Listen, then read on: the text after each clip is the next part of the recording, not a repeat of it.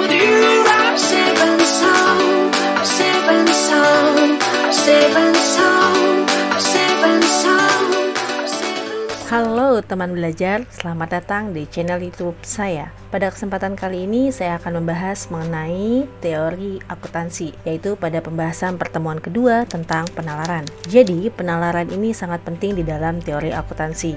Tujuan pembelajaran ini, mahasiswa diharapkan mampu memahami jenis-jenis penalaran.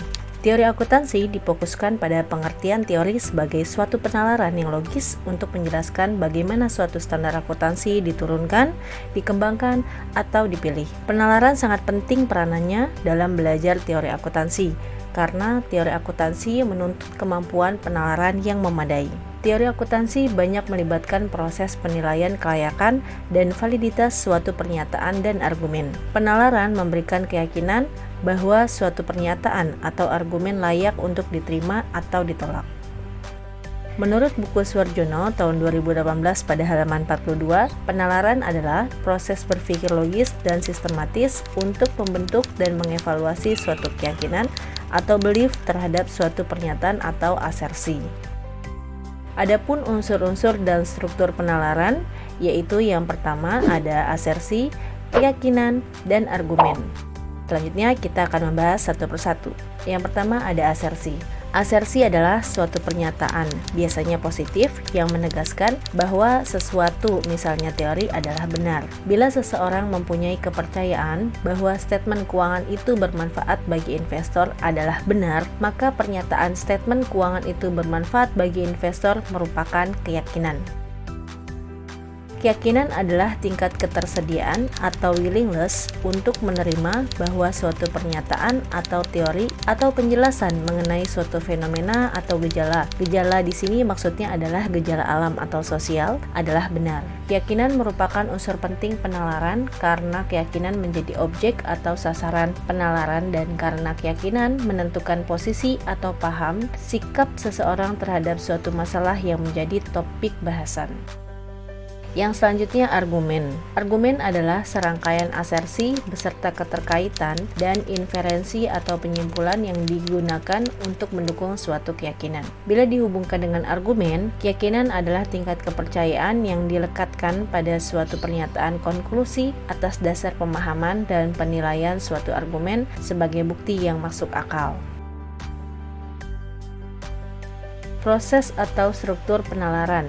Di sini, pada gambar tersebut menunjukkan bahwa argumen dalam proses penalaran merupakan salah satu bentuk bukti. Hal tersebut disebut sebagai argumen rasional. Dua jenis bukti lain adalah bukti natural dan bukti ciptaan.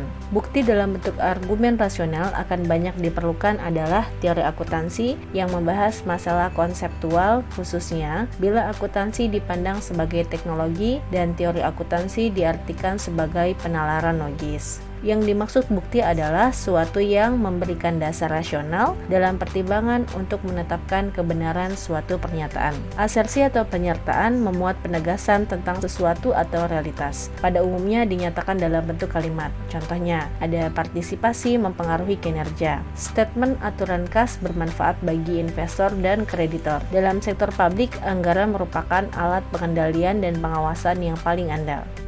Adapun jenis dan fungsi asersi, yang pertama ada asumsi, hipotesis, dan pernyataan fakta.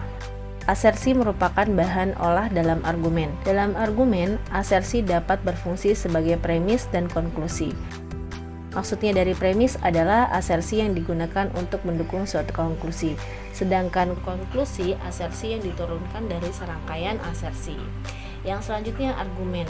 Argumen di sini maksudnya dalam arti positif ya. Argumen dapat disamakan dengan penalaran logis untuk menjelaskan atau mengajukan bukti rasional tentang suatu asersi. Anatomi mengenai argumen. Kreditor adalah pihak yang dituju oleh pelaporan keuangan, sehingga statement keuangan harus memuat informasi tentang kemampuan membayar utang. Adapun jenis-jenis argumen, ada argumen deduktif, ada juga argumen induktif. Argumen deduktif, proses penyimpulan yang berawal dari suatu pernyataan umum yang disepakati ke pernyataan khusus sebagai kesimpulan. Contohnya terdapat pada gambar.